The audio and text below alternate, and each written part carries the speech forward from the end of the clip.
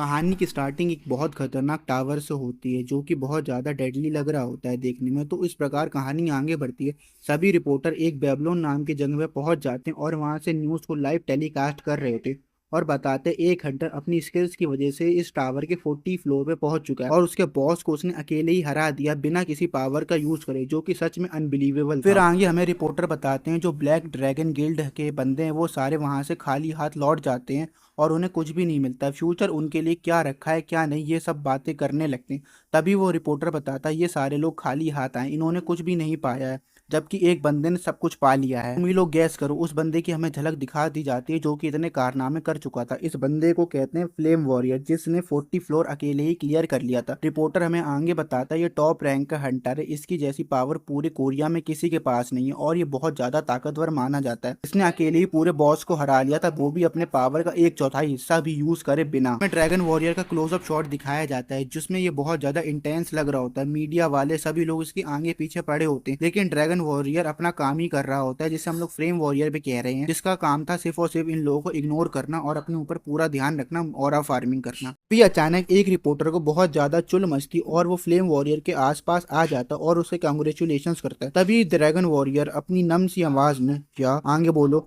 और वो कहता है रिपोर्टर कि आपने एक और नया वर्ल्ड रिकॉर्ड सेट कर लिया, क्या आप इस बारे में कुछ कहना चाहेंगे? हमारे जनता जो आपको लाइव देख रही है 500 की व्यूज क्रॉस कर रहे हैं, आप कुछ तो कहिए, कुछ एडवाइस वगैरह तो दीजिए अपने व्यूअर्स को और अपने फैंस को। इन फ्लेम वॉरियर थोड़ी अदा दिखाता और चिड़चिड़ाता है। उतनी देर में रिपोर्टर बोलता है कि जब से टावर आया सिर्फ और सिर्फ आप ही पहले ऐसे व्यक्ति हैं अपने गिल्ड में और इस पूरी दुनिया में जिसने सोलो कॉन्करर किया है बॉस को, वो भी इतना ज्यादा पावरफुल है। कुछ तो कहिए यार, आप समझिए तो आपने कितना बड़ा काम किया और आप इसको एकदम हल्के में ले रहे हैं। कुछ तो जनता को बताइए, कुछ स्किल्स वगैरह, कुछ टिप्स वगैरह। फिर फ्लेम वॉरियर गुस्से में माइक छीन लेता है रिपोर्टर के हाथ से और कहता है अगर तुम मेरा ओपिनियन जानना ही चाहते हो तो ठीक है, मैं अब कुछ ऐसे शब्द कहूंगा जिससे तुम्हें बुरा भी लग सकता है और तुम्हारे व्यूअर्स हर्ट भी हो सकते हैं। फिर मुझे दोष मत देना, मैं अपना सिर्फ काम कर रहा हूँ अब तुम्हारे कहने से, वो भी ठीक है। वॉरियर हाथ में माइक ले लेता और सबके सामने लाइव स्ट्रीमिंग पे आ जाता है। व्यूज 1 मिलियन क्रॉस कर चुके थे लाइव स्ट्रीम के। तभी वो कहता है तुम लोग मुझे इस घटिया नाम से बुलाना बंद करो, जो भी तुम लोगों ने फ्लेम वॉरियर ड्रैगन वॉरियर नाम मेरा रखा हुआ है, कितने घटिया नाम है। तभी वो आगे कहता है मेरे बाप ने मेरा नाम रखा हुआ है, ये इतने ज्यादा सिली नेम से मुझे मत बुलाया करो, मैं इतना ज्यादा ऑनरेबल फाइटर हूँ। ऐसे घटिया नाम, वो भी इतने 10-10 शब्दों के, कोई अच्छा सा निकनेम रखो जो एकदम बहुत ज्यादा कूल लगे मुझ पे। ऐसे घटिया नामों से मत बुलाओ मुझे, समझ में आया तुम सबको घटिया लोगों। आगे कहता है अगर किसी ने मुझे इन नामों से दोबारा बुलाया मैं खुद अपने हाथों से उसकी जान ले लूंगा, चाहे वो कोई भी हो, चाहे उसने कुछ गलत काम किया हो क्या ना किया हो। मुझे इतनी ज्यादा फ्रस्ट्रेशन होती है यार ये सारे नाम सुन के कि मेरा दिमाग खराब हो जाता है। अब मुझे इस नाम से कृपा करके मत बुलाना यार प्लीज। सीन शिफ्ट हो जाता है हमारे मेन हीरो पे, जो कि लाइव स्ट्रीम देखते देखते सोचता है सच में हीरो कितने बदतर है, इनकी जिम्मेदारी हम जैसे लोगों को सुरक्षा करना और ये हमें मारने की बात कर रहे हैं। पावर आने के बाद सब में अहंकार हो जाता है, चाहे कोई भी हो। मुझे इन जैसे लोगों से बहुत ज्यादा जेलसी और नफरत महसूस होती है, मैं घुटता हूँ इन जैसे लोगों को देख देख कर। और वैसे भी मैं हूँ तो नकारा, मेरे पास एक भी पावर नहीं है जिससे मैं इन जैसे लोगों को खात्मा करके इस दुनिया में ह्यूमैनिटी जैसी चीजें वापस से जिंदा कर सकूं। सारी बातें ओवर थिंक करके हमारा हीरो अपने फोन पे चला जाता है और इन्हीं सभी बातों को दोबारा से सोचने लगता है। वो कहता है मैं सच में नकारा हूँ, मेरे पास कोई भी ताकत नहीं है, कोई भी ऐसा कार्ड, कोई भी ऐसी एबिलिटी जिससे मैं इस चीज में पार्ट ले सकूं और ह्यूमैनिटी को वापस अलाइव करने में अपना योगदान दे सकूं। मैं सच में यूजलेस हूँ, कुछ नहीं हो सकता मेरा, क्या करूंगा मैं अपनी जिंदगी में आगे यार, प्लीज मेरी मदद करो कोई तो। कैरेक्टर अपने आप के बारे में इतनी ज्यादा निगेटिव टॉक करने के बाद भी वो फ्लेम वॉरियर की वो बुरी बातें भुला नहीं पा रहा होता है। वो सोचता है ये चाहे जो भी हो, जैसे भी हो, जितनी भी ताकतवर हो, इन्हें आम लोगों की इज्जत करनी चाहिए। इनको ताकत मिली तो इनकी रिस्पॉन्सिबिलिटी है कि हमारी रक्षा करें, लेकिन ये लोग ऐसे नहीं है, हम लोग को मारने की बात कर रहे हैं, इसलिए मुझे और ज्यादा ताकतवर होना होगा। लेकिन मैं ऐसा कर नहीं सकता क्योंकि मैं लाचार हूँ, मैं कुछ नहीं कर पा रहा हूँ यार, मैं क्या करूँ। सारी बातें होने के बाद हमारा हीरो अपना फोन चेक करता है और उस पर नोटिफिकेशन आए जाते हैं कि सभी लोग बात कर रहे होते हैं क्या तुमने फ्लेम वॉरियर का इंटरव्यू देखा, वो कितनी बकवास बातें कर रहा था हम सभी के बारे में यार, क्या तुम लोग कुछ कहना चाहोगे इस बारे में। मैसेज के जवाब में एक लड़की मैसेज करती हु केयर्स, वो एक हीरो है, वो हम सबको प्रोटेक्ट करता है। अगर हम लोग इस बात का पतंगड़ बनाएंगे वो हम लोग को प्रोटेक्ट नहीं करेगा और हम सभी मारे जाएंगे, तो इसलिए कोई भी इस बारे में कुछ भी नहीं कहना चाहेगा, समझे। मैसेज का जवाब देते हुए कैट वाली डीपी का बंदा बोलता है उसको पूरी दुनिया देख रही थी, उसके लाइव आती ही 1 मिलियन वॉचिंग क्रॉस कर गई थी। उसे दुनिया के सामने अपने वर्ड्स बहुत ज्यादा केयरफुली चुनने चाहिए, तभी वो लड़की अपनी बात पूरी करते हुए दोबारा मैसेज करती। इन सब बातों का कोई फर्क नहीं पड़ता। आफ्टर ऑल वो एक बहुत ज्यादा लेजेंडरी हीरो और उसकी पर्सनालिटी बहुत ज्यादा मैच्योर। तभी हमारा हीरो पीछे से खड़ा होकर सोच रहा होता, काश मैं भी एक बहुत ज्यादा अच्छा फ्लेम वॉरियर होता तो ये लोग मेरे लिए भी ऐसे डिबेट करते हैं, लेकिन नहीं यार, मैं नहीं बन पाया। चैट वाली डीपी वाला बंदा रिप्लाई करता है कि तुम्हें इतना ज्यादा उसकी साइड लेने की क्या जरूरत पड़ रही, तुम क्या उसकी घर वाली हो जो उसका इतना ज्यादा साइड ले रही हो, उसका इतना बेकार बिहेवियर पे भी तुम अच्छा कह रही हो। तभी वो बंदी बताती है, नहीं मैं कुछ उसकी साइड वाइड नहीं ले रही हूँ, और सबसे पहले तमीज से बात करो, मैं उसकी घर वाली नहीं हूँ, बस मैं ये सारे फैक्ट्स बता रही हूँ, और मीडिया को भी इन सब बातों से कोई फर्क नहीं पड़ता। तभी तो वो जैसे इंसान का इंटरव्यू ले रहे हैं। बताओ मैं क्या कुछ गलत कह रही हूँ तुमसे? तो लोगों का डिस्कशन चैट में चल ही रहा होता है, लेकिन हमारा हीरो बस मन ही मन ये सोच रहा होता है, काश कि मैं फ्लेम एम्परर जैसा बहुत ज्यादा ताकतवर होता जिससे मेरी भी बहुत ज्यादा बढ़ाई होती। लेकिन ये किस्मत, ये दुनिया यार। बात आगे बढ़ती और बात बदल जाती। कैट वाला बंदा बताता है सेंट इजाबेल एक लड़की को डेट कर रहा है, क्या तुम्हें पता है? और बिल्डिंग वाला बंदा एक बहुत ज्यादा गंदा से रिएक्शन देता है, क्या वो लोग डेट कर रहे हैं? मुझे तो नहीं पता। तभी वो लड़की बताती है, हाँ वो लोग डेट कर रहे हैं। मेरा एक दोस्त है हंटर, जिसने मुझे बताया उसने उन दोनों को एक कैफे में देखा था, वो लोग सैंडविच और बिस्किट खा रहे थे साथ में एक नई यूजर लड़की एंटर होती है और वो कहता है, क्या तुम झूठ कह रही हो यार, सेंट इजाबेल मेरा बहुत अच्छा दोस्त है और उसने मुझे मना कर दिया कि वो डेट नहीं कर रहा है। तभी हमारा हीरो दिखाया जाता है, वो पीछे से वही रट लगाया रहता है कि मुझे ताकतवर बनना है, ताकतवर बनना है, लेकिन बंदा ट्राई ही नहीं कर रहा ताकतवर बनने की। यार दिक्कत तो ये है। कैरेक्टर हमारा कुछ टाइप करते हुए दिखाया जाता है और वो लिख रहा होता है, मुझे फ्लेम एम्परर जैसा बनना होता है। ये एक एमजी से मैं बिल्कुल भी एक्सपेक्ट नहीं कर रहा था। पहली बात तो ये बंदा ट्राई नहीं कर रहा यार, बस चुपचाप पावर्स के भरोसे बैठा है, कुछ ना फिजिकल एबिलिटी बढ़ा रहा है ना कुछ कर रहा है, एकदम बच्चों जैसी हरकतें कर रहा है। इसे मेन कैरेक्टर होनी नहीं चाहिए भाई, डिसअपॉइंट करती है इस सीन ने मुझे बहुत ज्यादा। हमारा मेन कैरेक्टर एक बच्चों की तरह, जैसे एक बच्चा खिलौने की रट लगाए रहता है, मुझे ये चाहिए ये चाहिए, ऐसे ही लिखता जा रहा है, कमेंट में स्पैमिंग करता जा रहा है, मुझे फ्लेम एम्परर बनना है, मुझे फ्लेम एम्परर बनना है। कुछ भी उसकी जगह मेहनत नहीं कर रहा है, बस पावर्स के भरोसे बैठा है और बस लिखता जा रहा है एम्परर बनना है, एम्परर बनना है। इससे कुछ हो थोड़ी ना जाएगा ब्रो। हमारा मेन कैरेक्टर दोबारा से लाइव देखने लग जाता है और देख मैं बहुत ज्यादा जेलस हूँ उससे, इसकी इतनी अच्छी बॉडी, इतनी अच्छी सिल्की सिल्की बाल, इसकी फैमिली भी बहुत ज्यादा रिच है। मैं उसको फ्लेम एम्परर अपना आइडियल मानता था, लेकिन इसने ऐसी बातें कर दी, अब तो ये आइडल नहीं रहा, लेकिन फिर भी मुझे इससे बहुत ज्यादा जेलसी होती है। इतना अच्छा रिच खानदान, इतनी अच्छी ताकत थी, सब इसे सिर्फ और सिर्फ पैदा होते ही मिल गई और मुझे कुछ नहीं मिला अभी तक। मैं बस ऐसे ही बैठा हुआ हूँ एक बोझ बन के। मेन कैरेक्टर आगे कहता, अगर ये नोवेल होती ये पक्का इसका हीरो होता और मैं हमेशा की तरह साइड और अंधेरों में ही रह जाता, मुझे लाइमलाइट मिलती ही नहीं, सारी लाइमलाइट ये बंदा हमेशा अकेले ही ले जाता और सबसे ज्यादा बेस्ट रहता। सब लोग इसकी गुणगान करते, सब लोग इसको प्यार करते, जबकि ये इतना ज्यादा अहंकारी है कि जिसकी कोई सीमा नहीं। मैं इससे बहुत ज्यादा जेलस हूँ और मैं इससे आगे बढ़ना चाहता हूँ, लेकिन मैं बेबस भी हूँ, मैं कुछ कर भी नहीं पा रहा हूँ। कैरेक्टर आगे बताता, उस नोवेल में पक्का कोई ना कोई एक्स्ट्रा बंदा होता जो कि इन जैसे लोगों का हेल्पर बन के रहता, बैग वगैरह उठाता, लेबर जैसी हालत होती उस नोवेल में मेरी। फिर मेन कैरेक्टर हमें बताता है, फ्लेम एम्परर को अपनी ताकत अहंकार की वजह से मिली, वो जितना अहंकार करता उसकी ताकत उतनी बढ़ जाती। इसी ताकत के बलबूते पे उसने अकेली उस बॉस को भी मार दिया, सिर्फ और सिर्फ अपने पावर को मिले 1 महीने ही हुआ था और उसने उतनी ही देर में उसे मास्टर भी कर लिया। Such a great warrior who makes the history. ये एक ऐसा वॉरियर है जो अपने हाथों से अपना इतिहास लिख रहा है। Dam powerful God. फिर सीन दोबारा से शिफ्ट हो जाता है लाइव स्ट्रीम पे। रिपोर्टर कहता, क्या आप हमें एक एडवाइस दे सकते हैं? आप एक यंग टैलेंट है और भी यंग टैलेंट आपसे इंस्पायर होंगे, उनके लिए एक एडवाइस देना चाहेंगे। तभी ये फ्लेम वॉरियर थोड़ा सा अकड़ता और एटीट्यूड दिखाते हुए कहता, सोचता हूँ देखता हूँ। बात सुनते ही हमारा यूलो लाइव स्ट्रीम देखते देखते बहुत ज्यादा एक्साइटेड होता है और मन ही मन कहता है, ये बहुत ज्यादा अच्छी बात कहने वाला है, मुझे इस बात को बहुत ज्यादा ध्यान से सुनना होगा, क्या पता है इसकी बातें मेरी लाइफ बदल दे और क्या पता मैं सच में कुछ अचीव कर सकूं। फ्लेम वॉरियर एडवाइस देते हुए कहता है, मैं बहुत ज्यादा लकी पैदा हुआ हूँ, ये मेरी गलती नहीं है, तुम लोग समझो। और वो कहता है, अगर तुम लोग मुझसे ज्यादा सक्सेस हो गए और तुम लोगों को लगता है मेरे सामने तुम्हारा चांस है, तो भूल जाओ इस बात को, मैं तुम्हारी उसी समय जान ले लूंगा। तुम लोग मेरे आगे एक टूटी कौड़ी के बराबर भी नहीं हो, मैं तुम्हें अपने इन्हीं हाथों और पैरों से मसल के रख दूंगा। समझ में आया? एडवाइस के नाम पे इतना ज्यादा घमंड दिखाने के बाद फ्लेम एम्परर वहां से चुपचाप चला जाता है। मीडिया वाले उसे रोकते रहते हैं, उसकी फोटो तब भी खींचते रहते हैं, इतना गलत कहने के बाद भी। हमारा मेन कैरेक्टर भी लाइव स्ट्रीम देख रहा होता है और उसकी बातें उसके बहुत ज्यादा दिल में हर्ट कर जाती है। वो कहता है, इन सब बातों का क्या मतलब है, ये बस हम लोग को जलील करता है, ये एक हीरो नहीं बस अहंकार का पुतला है जो कि अहंकार की अग्नि में ही जल रहा है अपनी ताकत के बलबूते पर और कुछ नहीं। फ्लेम वॉरियर को इतनी बुरी भली बातें कहने के बाद हमारा मेन कैरेक्टर अपना लैपटॉप को बंद कर देता है और मन ही मन कहता है, अच्छा हुआ मैंने लाइव स्ट्रीम देख ली, अब मेरे पास एक तरीका, एक मोटिवेशन है कि मुझे आगे बढ़ना है अपनी जिंदगी में। लेकिन मैं इस चीज के बारे में कुछ कर नहीं सकता, भले ही मैं कितना ज्यादा डिसिप्लिन, भले ही मैं कितना ज्यादा मोटिवेशन क्यों ना रखूं, लेकिन मेरे पास कोई स्किल कार्ड है ही नहीं और ये मुझे अपने आप तो मिल नहीं जाएगा, मैं एकदम नाकारा हूँ। ये सारी बातें सोचते सोचते वो चुपचाप बैठा रहता है और अपना सर झुकाए रहता है एकदम डिप्रेशन के मारे, और कुछ भी नहीं कहता है, बस चुपचाप बैठा रहता है उदासी में। लेकिन अब हमारा मेन कैरेक्टर अपनी इस उदासी को छुपा नहीं पा रहा था और उसके आंसू टपकते हुए साफ हमें दिखाई दे रहे थे।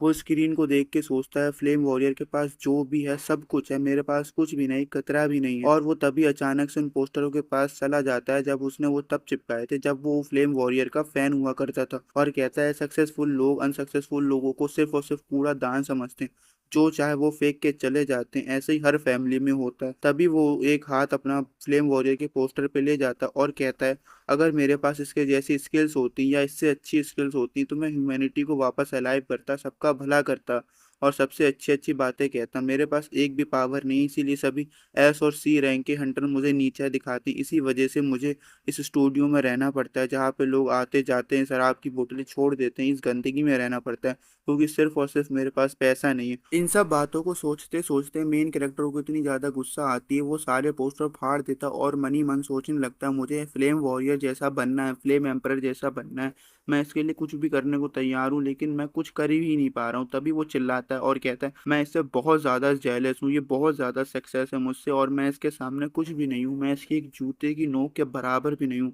मुझे इससे इतनी ज्यादा चिढ़न होती है कि मैं बता नहीं सकता हूँ।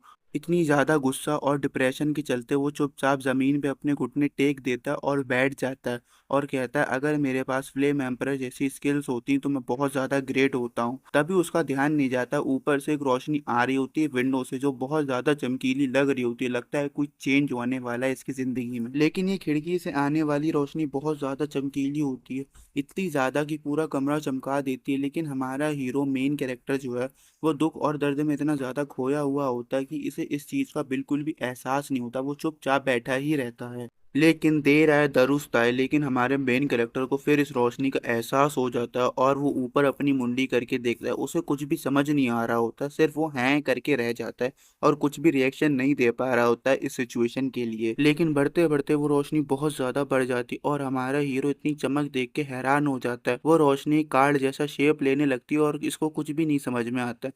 फिर उसे याद आता है, ये रोशनी तब आती है जब एक बंदा या बंदी अपनी पावर को अवेक करती, जैसा कि मैंने यूट्यूब वीडियो पे देखे हुए हैं जो कि बहुत पॉपुलर व्यूज गेन करते हैं। फिर आगे स्टोरी में हमें दिखाया जाता है वो रोशनी एक पूरे कार्ड की आकृति में आ जाती है और इस कार्ड को हम लोग स्किल्ड कार्ड बुलाते हैं, जो कि एक एस लेवल का स्किल्ड कार्ड होता है। इस कार्ड का कलर गोल्डन था जो कि बहुत ज्यादा रेयर माना जाता है, ये कार्ड बहुत ज्यादा पॉपुलर है और सिर्फ ये ऐसा पहला ही कार्ड है जो उस बंदे को शायद मिलने जा रहा है। देखते हैं आगे मिलता है कि नहीं मिलता है। एज यूजुअल जैसा कि हर स्टोरी और मानवा में होता है, ये कार्ड हमारे मेन कैरेक्टर को मिल जाता है और इस कार्ड की पावर होती है जेलेसी। इस बंदे की जेलेसी इतनी ज्यादा स्ट्रांग थी कि ये कार्ड इसके सामने अपीयर हो जाता है, जो कि बहुत रेयर कार्ड था, मैं पहले ही बता चुका हूँ तुम लोग को। फिर दोबारा से एक और नोटिफिकेशन पॉपअप होता है और बताया जाता है ये कार्ड स्किल टावर से आया है, जो कि स्टोरी की स्टार्टिंग में तुम लोग को दिखाया गया था, बहुत भयंकर लग रहा था, जिसमें फ्लेम वॉरियर ने घुस के अकेले ही 40 लेवल वाले बंदे को अकेले ही मार गिराया। आगे इस स्टोरी में बताया जाता है कि कैसे हम लोग को पावर मिलती है, जितने स्ट्रांग एक ह्यूमन के इमोशंस होते हैं उतनी स्ट्रांग ही उसकी पावर होगी, ना उससे कम ना उससे ज्यादा। और ये सारी पावर उसे स्टोरी की स्टार्टिंग के जो टावर दिखाया गया था वहां से मिलती है। तभी स्टोरी का फोकस वापस से मेन कैरेक्टर पे चला जाता है और मेन कैरेक्टर अभी भी बहुत ज्यादा दुखी होता है, लेकिन ये खुशी के आंसू होते हैं। तभी वो कहता है, ये पावर सभी पावर से बहुत ज्यादा डिफरेंट है, जैसा कि मैंने इंटरनेट पे देखा, ये एक तो बहुत ज्यादा रेयर कार्ड है और इसका कलर भी सभी कार्ड से बहुत ज्यादा अलग है, ये शायद मेरे अंदर की जेलसी की वजह से आया है मेरे पास। लेकिन इस स्टोरी का मेन कैरेक्टर निगेटिव थॉट से बहुत ज्यादा भरा हुआ होता है, वो कहता है, इट डजेंट मैटर, अगर मेरे पास इतना अच्छा कार्ड आ भी गया, अभी मैं इस हालत में नहीं हूँ कि मैं फ्लेम एम्परर या फ्लेम वॉरियर जो भी उसका नाम है उससे लड़ सकूं और उससे आगे निकल सकूं, ह्यूमैनिटी स्टेब्लिश कर पाऊं। मैं तो बस एक नकारा हूँ, इतना अच्छा कार्ड आने के बाद भी मैं कुछ नहीं कर पाऊंगा, देख लेना तुम लोग। लेकिन अगले पल एक क्रिकेट की भांति हमारे मेन कैरेक्टर का मूड बदल जाता है, जो कि बहुत अच्छी बात है, और वो कहता है, अब और ज्यादा मैं इन नेगेटिव थॉट से हार नहीं मानूंगा, मैं उठूंगा और इस मूवमेंट का जितने सालों से मैं वेट कर रहा था उसे स्वीकार करूंगा और बहुत ज्यादा ताकतवर बनूंगा। अगले सेकंड ही हमारा मेन कैरेक्टर उठ जाता है और वो बिना एक भी सेकंड वेस्ट करे हुए अपना हाथ धीरे धीरे आगे बढ़ाता है। उसका हाथ कांप रहा होता है और वो बहुत ज्यादा डर रहा होता है, लेकिन अगले ही पल वो उस एस क्लास लेवल के कार्ड को पकड़ लेता है जो कि गोल्डन भी था दिखने में, और बहुत ज्यादा खुशी महसूस करता है। अंदर ही अंदर उसके अंदर कॉन्फिडेंस आ रहा होता है। कार्ड को पकड़ने के बाद एक नोटिफिकेशन शो होता है, इसमें दिखाया जाता है ये स्किल अपने आप एक्टिवेट हो जाएगी अगर तुम्हें किसी ने मार दिया, तुम्हारा जो कि दुश्मन होना चाहिए, और बताता है तुम उसकी स्किल कॉपी कर सकते हो एक ही टाइम, और एक ही स्किल, एक स्किल को तुम एक से ज्यादा बार यूज नहीं कर सकते। और इसमें एक वार्निंग भी दी गई है, इस स्किल को एक्टिवेट तुम तभी कर पाओगे जब तुम्हारा एक खूनी तुम्हें मार दे, इसके पहले तुम इस स्किल को एक्टिवेट भी नहीं कर पाओगे। इतनी ज्यादा खतरनाक स्किल मिलने के बाद हमारा हीरो एकदम शॉक हो जाता है। उसकी आंख से भी आंसू आना बंद हो चुके थे और वो बहुत ज्यादा खुशी महसूस कर रहा था। वो कहता है बस मुझे एक बार मरना होगा इस स्किल को एक्टिवेट करने के लिए। लेकिन जब एमसी को एहसास होता है कि एक बार मरना पड़ेगा, उसे इस बात को सुन के वो बहुत ज्यादा हैरान हो जाता है और डरने लग जाता है। उसके हाथ से वो पॉपअप भी गायब हो जाता है।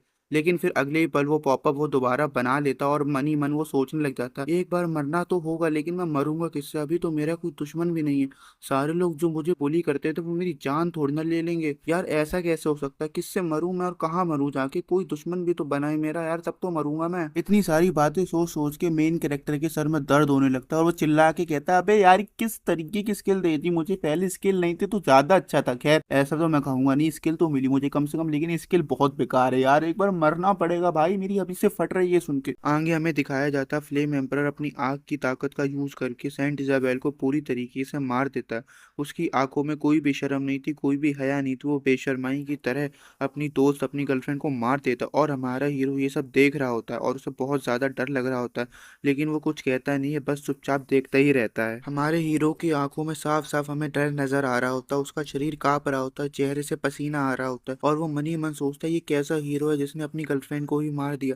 लेकिन वो ये भूल गया था उसकी गर्लफ्रेंड ने उसको चीट किया, लेकिन ये भी बात है उसे ब्लैकमेल किया गया था, उसे इसकी बात सुननी चाहिए थी और उन लोगों से इसके साथ लड़ना चाहिए था, लेकिन ऐसा इसने नहीं किया, इसने उसे बस और बस मार दिया, वो भी अपने अहंकार के चलते। तभी हीरो हमारे मेन कैरेक्टर को स्पॉट कर लेता है और उसे बहुत ज्यादा डेडली लुक से देखने लगता है। तभी एक बहुत चीज शॉकिंग रिवील होती है, सेंट इजाबेल ने इसे चीट नहीं किया था, असल में ये इसका घटिया प्लान था ब्लैक ड्रैगन के साथ मिलकर सेंट इजाबेल को मारने का। इसे पहले ही से पता था कि ड्रिंक में पॉइजन, इसलिए इसने अपनी फ्लेम्स एक्टिवेट कर ली थी और उस ड्रिंक को पिया, और जिससे ये मरा भी नहीं, और उसी ड्रिंक को फिर इसने सेंट इजाबेल को पिला दिया और उसे एंटीटोड भी नहीं दिया। ये बात तुम लोग से छुपाई गई और मुझसे भी। लेकिन हमारा मेन कैरेक्टर सेंट इजाबेल की मौत का सदमा बर्दाश्त नहीं कर पाता और फ्लेम एम्परर को अपने मन में मर्डरर, साइकोपैथ वगैरह वगैरह गंदी गंदी बातें बोल रहा होता है, जो कि फ्लेम एम्परर डिजर्व भी करता है, ऐसा मुझे तो लगता है यार। तुम लोग कमेंट में बताना क्या लगता है तुम लोग को। लेकिन मेन कैरेक्टर भागने भागने की जल्दी में बहुत बड़ी गलती कर देता है, वो कांच की टूटी बोतल पे पैर रख देता है जिससे बहुत जल्दी और तेज आवाज हो जाती है। वो कुछ भी समझ नहीं पा रहा था कि अब मैं क्या करूं, इस सिचुएशन में अब फंस गया हूं। तभी वो पीछे देखता है और उसे महसूस हो जाता है कि मेरे पीछे कोई आ रहा है, और वो और कोई नहीं फ्लेम एम्परर होता है। उसकी आंखें डर के मारे बड़ी हो जाती हैं, वो बहुत ज्यादा घबराने लग जाता है और कपकपाने लग जाता है, लेकिन अब सच तो सच है, उससे गलती हो गई, अब वो बच भी नहीं सकता है। और जैसा कि मैंने एक्सपेक्ट किया था, फ्लेम वॉरियर उसके जस्ट पीछे था और वो कह रहा था हे क्यूटी कहाँ भाग के जा रहे हो। ये सुनते ही हमारा मेन कैरेक्टर बहुत ज्यादा डर जाता है, उसके चेहरे पे पसीना हो रहा होता है, उसका चेहरा कांप रहा होता है, बहुत ज्यादा उसे डर लग रहा होता है, लेकिन इसमें कुछ कर तो सकते नहीं, हमारे मेन कैरेक्टर से हो गई बहुत बड़ी गलती। अब देखते हैं आगे क्या होता है। आगे फ्लेम एम्परर कहता है मुझे लगता था मैंने सेंट इजाबेल को निपटाने के बाद सारा कचरा साफ कर दिया, लेकिन मुझसे एक रह गया था, तू ही है वो कचरा, चल तुझे भी मैं मार ही देता हूँ। वैसे तू बात बता, कितनी देर से हम लोग की बातें सुन रहा था यहाँ छुप के। लेकिन यहाँ पे हमारा मेन कैरेक्टर थोड़ी सी समझदारी दिखाता और वहां से भागने लग जाता और भागते भागते सोचता है इन आंखों में मुझे देखने से बहुत ज्यादा डर लगता है, एक हत्यारे की आंखें जो कि बस एक हीरो का मुखौटा पहने रहती हैं और कुछ नहीं। लेकिन फ्लेम एम्परर हमारे मेन कैरेक्टर को छोड़ने वाला नहीं है, वो हाथों में आग का गोला लिए उसकी तरफ बढ़ता जा रहा था, और हमारा हीरो भागते भागते यही सोच रहा था सेंट इजाबेल ऐसी पहली शख्स नहीं है जो उसने मारी है, ना जाने कितने इतने ज्यादा निर्दोष लोगों को इसने मारा होगा जिसकी कोई गिनती भी नहीं है, ना मैंने उन्हें देखा ना किसी रिकॉर्ड्स में। ये सच में एक मर्डरर है, बस मर्डरर, एक साइकोपैथ, ही बहुत बुरा इंसान है, मैंने सही सोचा था और मैं इसे अपना आइडल मानता था। मैं कितना बेवकूफ था उस समय। भागते भागते मेन कैरेक्टर बहुत ज्यादा थक जाता है, उसकी सांस फूलने लगती है और अभी भी वो यही सोच रहा होता है इसने लाखों हजारों करोड़ों लोगों को मारा है, लेकिन इसके खिलाफ कोई भी शख्स गवाही देने के लिए तैयार नहीं, क्योंकि ये बहुत ज्यादा ताकतवर है। भागते भागते मेन कैरेक्टर की हालत इतनी खराब हो जाती, वो थकान के मारे नीचे जमीन पे मुंह के बल गिर जाता और दोबारा उठ खड़े होने की कोशिश भी नहीं करता है। उसको इतनी तेज सर में लगती है कि मैं तुम लोगों को बता भी नहीं सकता, लेकिन वो हिम्मत करके पीछे मुड़ के देखता है, और पीछे मुड़ के देखता है तो उसकी आंखें फटी की फटी रह जाती हैं। उसे बहुत ज्यादा डर लग रहा होता है, क्योंकि उसके पीछे, ठीक पीछे, फ्लेम एम्पर चुपचाप बहुत कूल वॉक करके आ रहा होता है। गिरने की वजह से वो दोबारा उठ नहीं पा रहा होता, उसके पैर में शायद एक मोच आ जाती और वो चुपचाप जमीन पे हाथ धर देता और कहता, मेरे पैर में चोट लग गई है, अब मैं चाह कर भी इससे दूर नहीं भाग सकता, मेरा सारा खेल यहीं खत्म होने वाला है। और पीछे से फ्लेम वॉरियर भी वहां पे आ जाता है, अपने हाथ में फ्लेम्स का बना एक वेपन लेके, और वो कहता है, अब इस बच्चे को तो भागने का भी मौका नहीं मिलेगा, इसका पैर जो टूट गया, ये कमजोर जो है इतना ज्यादा, अब तो ये मेरे हाथों मारा ही जाए। फ्लेम एम्परर के हाथ में इतना खतरनाक वेपन देख के और ऐसी खतरनाक बातें सुन के कि मैं मारा जाऊंगा, ये तुम्हारा आखिरी दिन है, वो बहुत ज्यादा डर जाता है और चिल्लाता है जोर जोर से, लेकिन वो कुछ कर भी नहीं पा रहा होता, वो बेबस था, वो रो रहा होता है। फ्लेम वॉरियर धीरे धीरे उसकी तरफ अपने कदम बढ़ाने लगता और कहता, अब तो बेटा तू मारा जाएगा, तूने सारी बातें सुन ली है, मैं तुझे छोड़ तो सकता नहीं हूँ,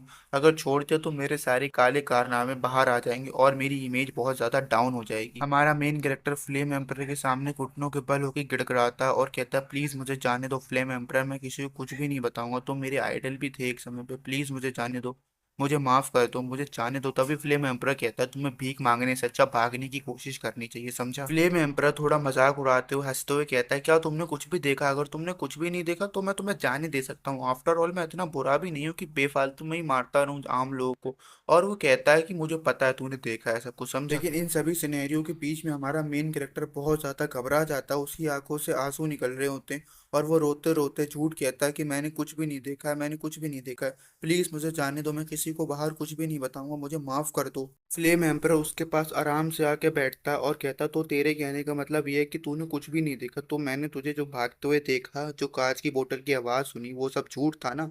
यही तो कहना चाह रहा है तू मेरे सामने? झूठ बोल और झूठ बोल। फ्लेम एम्पर एक भी पल बिना गवाए उसका गला पकड़ लेता और कहता है, सबसे पहले तो तूने मुझे उस नाम से बुलाया जिससे सबसे ज्यादा मुझे चिढ़ होती, दूसरा तूने सब कुछ देखा और तू क्लेम कर रहा है कि तूने कुछ भी नहीं देखा, बहुत इंटरेस्टिंग बात कर रहा है यार, और तू कहना चाहता है कि मैं तेरी इन बेवकूफी भरी बातों पे भरोसा कर लूं, जो कि मुझे खुद पता है कि तूने देखा, इतना बेवकूफ तो मैं हूं नहीं, और तुझे जिंदा तो वैसे भी मैं अब छोड़ने वाला हूँ नहीं। आगे हमारा मेन कैरेक्टर कहता है, मैं अब किसी को कुछ भी नहीं बताऊंगा, प्लीज तू मुझे छोड़ दो। फिर उसके जवाब में फ्लेम एम्पर कहता है, अगर तुम चाहते हो कि सैंड इजाबेल जैसे तुम्हारी मौत ना हो तो तुम्हारे लिए सबसे अच्छा है कि तुम मुझे ट्रुथ बता दो। लेकिन मेन कैरेक्टर अपने मन में सोच रहा होता है, ये सिर्फ और सिर्फ एक शैतान है और कुछ नहीं। वो आगे बताता है, ये बिल्कुल बेकार इंसान है, हर चीज जो सोशल मीडिया पे दिखाई जाती है उसके दो पहलू होते हैं, कुछ लोग बुराई का मुखौटा पहन के अच्छाई करते हैं और कुछ लोग अच्छाई का मुखौटा पहन के बुराई करते हैं, ये उन्हीं में से एक इंसान है, इंसान भी क्या, हीरो के रूप में शैतान है और कुछ नहीं। हमारा मेन कैरेक्टर आगे फ्लेम एम्पर से कहता है, तुम मुझ पे अपनी लाई डिटेक्टिंग स्किल का यूज कर सकते हो, मैंने सच में कुछ भी नहीं देखा, प्लीज मुझ पे भरोसा करो। और हमारा फ्लेम एम्पर जवाब देता है, जो कि एक डेविल है, मैं शायद सोच तो यही रहा था, और वो कहता है, तुम प्लीज मुझ पे जल्द से जल्द उसे यूज करो, तुमने कहा था तुम्हारे पास उस स्किल को यूज करने के लिए एनफ पॉइंट एंड पावर है, मैंने सच में कुछ नहीं देखा, तब तुम्हें सारा सच पता चल जाए, क्या कि मैं झूठा हूँ कि मैं सच्चा हूँ। लेकिन फ्लेम एम्पर आगे कहता है, जो मैंने लाइट डिटेक्टिंग स्किल के बारे में सेंट इजाबेल से कहा था, एक्चुअली मैंने झूठ कहा था, मेरे पास ऐसी कोई भी स्किल नहीं है जिसका मैं यूज करता हूँ, और ना मेरे पास ऐसे कोई पॉइंट्स है उसे यूज करने के लिए। तभी हमारा हीरो कहता है, क्या तुमने उसे बिना किसी एविडेंस के मार दिया? वो तो इतनी अच्छी थी, तुमसे इतनी लॉयल थी, फिर भी तुमने ऐसी घटिया चाल चल के उसको अपने रास्ते से क्यों हटाया? उसने ऐसा क्या किया जो तुम्हें उसे मारना पड़े? मेन कैरेक्टर आगे फ्लेम एम्परर से सवाल पूछता, क्या तुमने सिर्फ और सिर्फ उसे इसीलिए मार दिया क्योंकि तुम्हें उसे शक था? ये तो बहुत गलत बात है, सिर्फ शक के चक्कर में किसी को मारना, ये तो न्याय नहीं है, तुम क्या ऐसे ही करते हो हमेशा? फ्लेम एम्परर को ये बात बहुत ज्यादा बुरी लग जाती है और उसका गला वो छोड़ देता और उसे पीछे धकेल देता और कहता है, तुम्हारी हिम्मत कैसे हुई मुझसे इस तरीके की घटिया सवाल पूछने की?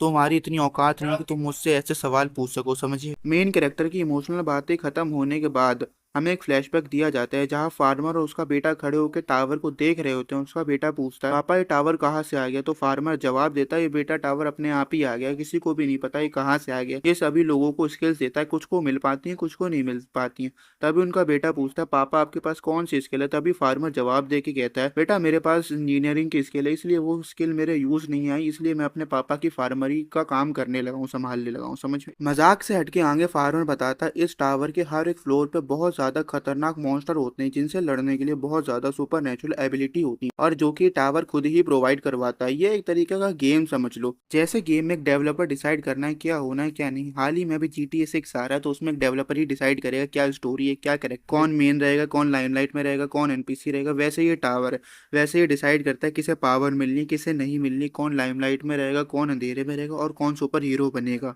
ये सब इस टावर के द्वारा ही डिसाइड किया जाता है, इसलिए हम लोग उसमें कुछ नहीं कर सकते। ये काफी अनफेयर से सिस्टम भी कह सकते हो। जिसे पावर की जरूरत है उसके पास नहीं है, और जिसके पास जरूरत नहीं उसके पास पावर है और वो घमंड दिखाता है, ऐसे ही समझ सकते हो तुम। फार्मर आगे कहता है, अभी हाल ही में फ्लेम एम्परर नाम के वॉरियर की न्यूज बहुत ज्यादा वायरल हो रही, जिसने अकेले टावर में घुस के 40 लेवल के मॉन्स्टर को अकेले ही हरा दिया बिना किसी टीम सपोर्ट के, और अकेले वहां से सब कुछ ले आया। ये बहुत ज्यादा अच्छी बात है, ये भी उसने टावर की पावर की वजह से किया। तुम इसे ऐसे समझो, टावर खुद ही मॉन्स्टर भी बनाता है और खुद ही हीरो भी बनाता है, समझे। तभी एक रिपोर्टर हमें दिखाया जाता है, सीन शिफ्ट हो जाता है। वो बताता है फ्लेम वॉरियर ऐसे लड़ रहा था मानो मैं अपने आंखों के सामने नटराज जी को नृत्य करते हुए देख रहा हूँ। ये मेरे लिए बहुत ज्यादा असंभव था, मैं इस पे विश्वास भी नहीं कर पा रहा। तभी हमारा मेन कैरेक्टर इन चचा से कहता है, क्या तुम प्लीज चैनल बदल दोगे, कुछ और लगा दो, कार्टून एनिमे वगैरह। तभी वो चचा कहते हैं, क्या तुम्हें इंटरेस्टिंग नहीं लग रहा, कितनी अच्छी अच्छी बातें हो रही फ्लेम वॉरियर के बारे में, तुम्हें सुनने में अच्छा नहीं लगता क्या ये चचा आगे कहते हैं, क्या तुम्हें फ्लेम वॉरियर पसंद नहीं है, वो इतना टॉप रैंक हंटर, उसके पास इतनी ज्यादा पावर है, फिर भी तुम उसके सामने इतना डम और इतना डम बिहेवियर दे रहे हो, ऐसे पड़े हुए मेरी टेबल पे उधार भी नहीं चुकाते हो। तभी हमारा मेन कैरेक्टर कहता है, नहीं ऐसी बात नहीं है, मुझे वो पसंद या नापसंद वाली बात नहीं है, बस मैं न्यूज सुन के थोड़ा इरिटेट हो रहा हूँ, प्लीज इसे चेंज कर दो और उधार तुम्हारा मैं चुका ही दूंगा यार। मेन कैरेक्टर हमारा कहता है उन चचा को, नहीं यार मुझे ऐसी चीज थोड़ी पसंद नहीं है, वो उसके पास सब कुछ है और मेरे पास कुछ नहीं, मेरी जिंदगी जीने का भी कोई मतलब मुझे नहीं समझ में आ रहा है। ऐसे लोगों के पास सब कुछ होता हूँ, दे आर बॉर्न टैलेंटेड, और मेरे जैसे लोगों की जिंदगी बर्बाद है, कुछ भी मतलब नहीं है मेरी जिंदगी का, इसलिए तुम प्लीज इसे हटा दो। ऐसी बात नहीं कि मैं इसे पसंद नहीं करता हूँ या ऐसे नफरत करता हूँ, लेकिन बात तो ये है, मुझे अच्छी चीज ये नहीं लगती पिंच जो करती है मुझे, कि मैं कुछ नहीं कर पा रहा अपनी जिंदगी में, बस ऐसे उधार लेके तेरी टेबल पे पड़ा रहता हूँ यार, और कुछ भी नहीं कर पाता हूँ यार, समझे ना, इसलिए मुझे थोड़ी चीजें अच्छी नहीं लगती बस। चाचा आगे कहते हैं, अरे यार तुम फिर से पी के आ गए हो मेरी दुकान पे और लेटे पड़े हो। तभी हमारा मेन कैरेक्टर कहता है, सुनो मेरी बात तो सुनो, लेकिन चाचा उसकी बात को काटते हुए कहते हैं, तुम पीने के बाद ही इतनी सेंटिमेंटल बातें करते हो। लेकिन हमारा मेन कैरेक्टर उसे बताता है कि यार मेरी बात तो सुन लो, मुझे तुम्हें कुछ बहुत इंपॉर्टेंट बात बतानी है, जिसे सुन के तुम्हारा दिमाग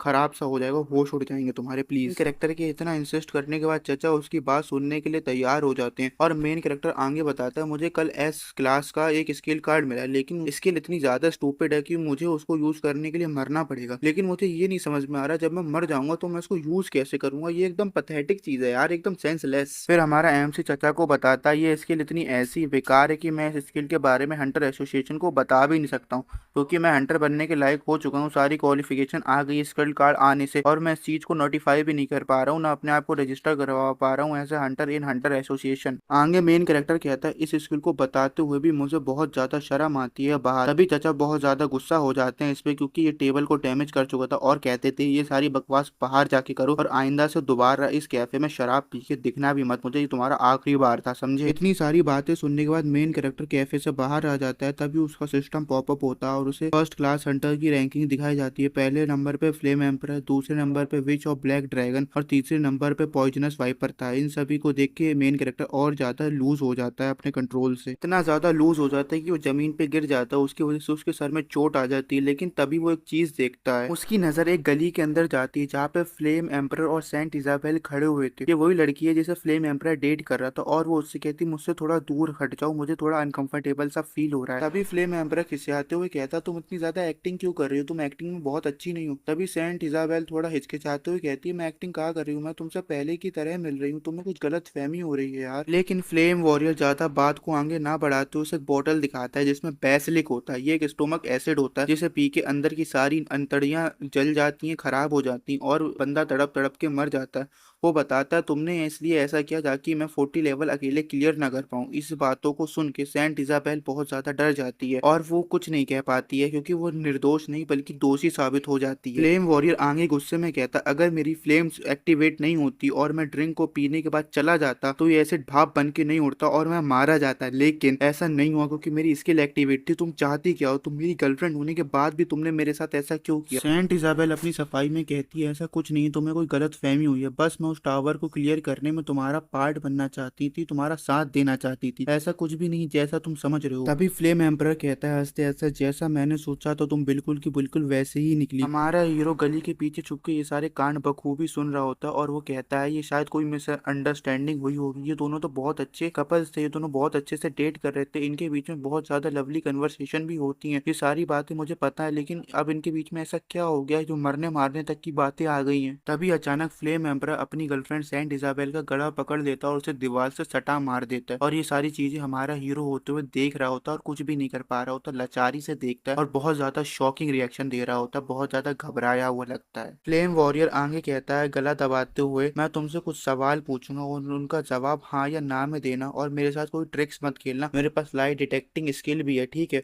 और क्या पता अगर मैं तुम्हारे जवाबों से सेटिस्फाई हुआ तो मैं तुम्हारी चीज को मीडिया में लीक नहीं करूंगा और तुम्हारी इज्जत बरकरार रहेगी, समझी? हमारा हीरो भी वहीं पे प्रेजेंट होता और ये सारी बातें सुन रहा होता और मन में सोचता है कोई तो मुझसे कह दो कि ये उसको मारने वाला नहीं है, भले इससे गलती हो गई तो बैठ के बात कर लो, क्या पता कोई मिसअंडरस्टैंडिंग हो, क्या पता किसी ने इसे ब्लैकमेल किया हो, कुछ तो हो, लेकिन यहाँ पे खून मैं नहीं देखना चाहता हूँ इतनी सुंदर लड़की का। फ्लेम एम्परर उसका गला पकड़े पकड़े कहता है क्या मुझे मारने के लिए तुमसे ब्लैक ड्रैगन वालों ने कहा था? मुझे तुम बताओ, बस डरो नहीं, मुझे सच जानना है तुमसे, समझी? सेंट इजाबेल बताती है हाँ उन लोगों ने मुझे तुमने मारने के लिए कहा था, वो सब टॉप रेटेड हंटर है तुम्हें पता है, लेकिन उनका स्वभाव अभी भी नहीं बदला, वो लोग और मूर्खता से नहीं खेलना चाहते थे, तो उन्होंने मुझे ऑर्डर दिया तुम्हें मारने के लिए, क्योंकि तुमने 40 फ्लोर अकेले क्लियर कर लिया था और ये चीज अभी तक किसी ने भी नहीं की थी, वो तुमसे जलने लगे थे और तुम्हारी इस कामयाबी को वो लोग होल्ड नहीं कर पा रहे थे, इसलिए मुझे ऐसा करना पड़ा और मुझे उन्होंने ब्लैकमेल किया, प्लीज मुझे माफ कर दो। इतनी सारी घटिया नीच हरकत करने के बाद सेंट इजाबेल उससे आंखें नहीं मिला पाती और अपनी आंखें मूंद लेती और कुछ नहीं कहती, बस शांत रहती है, लेकिन इस धोखे को फ्लेम एम्परर डाइजेस्ट नहीं कर पा रहा होता और वो कहता है इस दुनिया में कभी भी लड़कियों पे भरोसा नहीं करना चाहिए, अलविदा सेंट इजाबेल, मैं कभी तुम्हारी सूरत देखना नहीं चाहूंगा। इतना कहते ही वो उसे जलाने लगता है अपनी पावर की मदद से। फ्लेम वॉरियर अपनी आगे पूरी बात कंप्लीट करते हुए कहता है इजाबेल ने मुझे मारने का पूरा प्लान बना लिया था, अगर मैं एक्शन आज नहीं लेता तो वो कल मुझे पक्का जहर दे के मार देती, अब तुम ही बताओ इस सिचुएशन में मैं क्या करता? उसको मेरा मारना बिल्कुल मेरा सही डिसीजन था, अब तुम मुझे कुछ भी समझो, मुझे उससे फर्क नहीं पड़ता, कम से कम मेरी जान तो बच गई। वो आगे बताता है मैं एक ऐसा इंसान हूँ जो अपने रास्ते खुद बनाता और उन रास्तों को कोई बंद करने की कोशिश करे तो मैं उस इंसान को हटा देता हूँ अपने रास्ते से, चाहे वो इंसान मेरे दिल की कितना ही करीब हो, यही मेरा रास्ता है अपने आप को आगे बढ़ाने के लिए, समझा? फ्लेम एम्परर आगे कहता है उससे तू मुझे इनोसेंट ही लग रहा है शायद से, इसलिए तूने मुझसे खुद कहा कि मैं लाई डिटेक्टिंग स्किल यूज कर लूं, खैर वो तो मैं झूठ कह रहा था, लेकिन तू इनोसेंट है, अब मैं तुझे नहीं मारूंगा। तभी हीरो घबराते हुए कहता थैंक यू, तुमने मुझ पे भरोसा किया, मैं तुम्हारा भरोसा कभी नहीं तोड़ूंगा और तुमसे कुछ भी नहीं छुपाऊंगा, प्लीज मुझे छोड़ दो और बस जाने दो यहाँ से। फ्लेम एम्परर अपनी ताकत का यूज करके उसे जलाने लग जाता है और जलाते जलाते उसे तड़पाते तड़पाते कहता है खैर तूने कुछ देखा हो या ना देखा हो उससे कोई फर्क नहीं पड़ता, आखिरकार तू यहाँ पे प्रेजेंट था और तू ये इकलौता विक्टिम है, तुझे छोड़ना मेरी सबसे बड़ी गलती होगी, अगर बाहर जाके तूने अपना मुंह खोला तो मैं तो कहीं मुंह दिखाने लायक ही नहीं रह जाऊंगा, इसलिए तुझे तो मैं किसी कीमत पे नहीं छोड़ूंगा, अब अपनी मौत को एंजॉय कर, जलता जलता तड़पता तड़पता मर जा, चल फिर मिलते हैं फिर अगली किसी जन्म में, ओके बाय। फ्लेम वॉरियर हंसते हंसते कहता है मैं उम्मीद करूंगा तुम्हारी मौत बहुत अच्छे से हो और मरने के बाद तुम्हें स्वर्ग मिले, खैर तुम बहुत खुश नसीब हो जो तुम मेरे हाथों मारे जा रहे हो, इसलिए अपनी मौत पर गर्व करो और चुपचाप यहाँ से मर के निकल जाओ। मेन कैरेक्टर अपने आप को मरते मरते इंट्रोड्यूस कराता है जो उसने पूरी सीरीज में अभी तक नहीं कराया, अपना नाम बताता है और कहता है my name is Suha you और तुम सभी को अलविदा, अब मैं मरने जा रहा हूँ, मैं वो कुछ भी अचीव नहीं कर पाया अपनी जिंदगी में जो मुझे करना था, लेकिन मरते मरते वो अपना बचपन याद करता है। एक अंकल उससे कह रहे थे तुम्हें बहुत ज्यादा ग्रेट बनना है अपनी जिंदगी में, तुम्हें कभी भी गिव अप नहीं करना है, कभी भी हाथ पे हाथ धरे नहीं बैठना है, तुम्हें बहुत ज्यादा पोटेंशियल है, तुम बहुत आगे जा सकते हो, मुझ पर भरोसा करो और अपने ऊपर भी।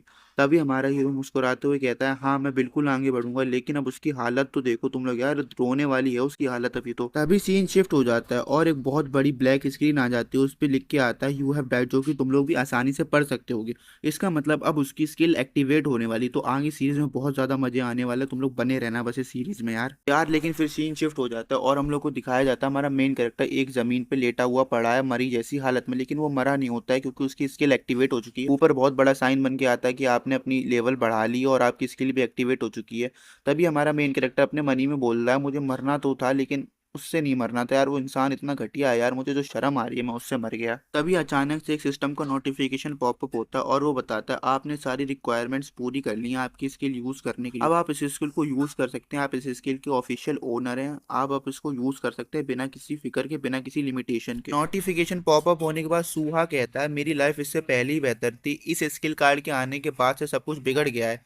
यार ये ऐसे लोग होते हैं यार, सूहा जैसे, ये जो इसका नाम है जैसा भी, ये इनके पास जब अच्छा नहीं होता तो रोते रहते हैं कुछ भी अच्छा नहीं हो रहा, और जब इनको भाई अच्छा हो जाता है तो इनकी ऐसी तैसी हो जाती है। यार दोस्तों, अब इन सब बातों को छोड़ो, ऐसे लोगों के बारे में कुछ कह तो सकते नहीं, तभी स्टोरी पे हम लोग फोकस करते हैं। एक नोटिफिकेशन आ जाता है जिसमें सिस्टम बताता है कि जिस हंटर ने तुमको मारा सूहा, तुम उसकी स्किल कॉपी कर सकते हो, ये तुम्हारी पहली स्किल है और तुम इसको एक ही बार यूज कर सकते हो, तभी उसका स्किल कार्ड भी जनरेट होने लग जाता है। यार हमारे मेन कैरेक्टर का स्किल कार्ड तो जनरेट होता रहेगा, तब तक तुम लोग वीडियो को पॉज करके कमेंट में बताओ अपनी फैंटेसीज, तुम मतलब मौका मिले तो तुम लोग कौन सा स्किल या कौन सी चीज लेना चाहोगे, और कौन से एनिमे कैरेक्टर की तरह रिकारनेट होना चाहोगे। अगर मैं अपनी फैंटेसी बताऊं तो मैं सच में यार सुपर शियन वाला बनना चाहता हूँ, गोकू यार, गोकू वाले वर्ष में जाना चाहता हूँ। मेरी फैंटेसी तुम लोग अपनी कमेंट में बता दो। तभी अचानक से मेरा ध्यान वापस से स्टोरी पे आ जाता है और हमारे हीरो कहता है मुझे कोशिश करनी होगी, चाहे कुछ भी हो जाए मुझे आगे बढ़ना होगा। लेकिन यार उसका शरीर इतना ज्यादा दर्द में टूट रहा था, उसकी आंखों से आंसू आ रहे थे और वो खड़ा भी नहीं हो पा रहा था।